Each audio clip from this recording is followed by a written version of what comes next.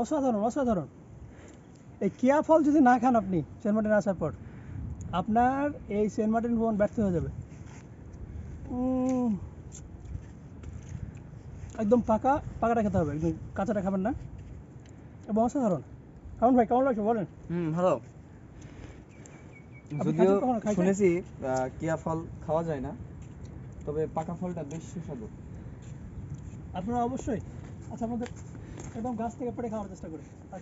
দেখি, এই যে গাছ থেকে পারলাম।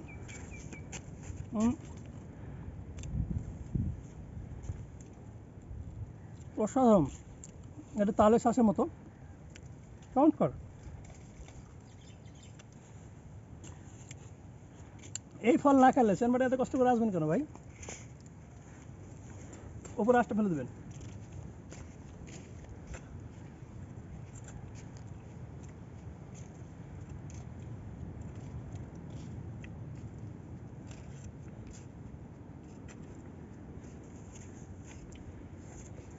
আরেকটা খাই।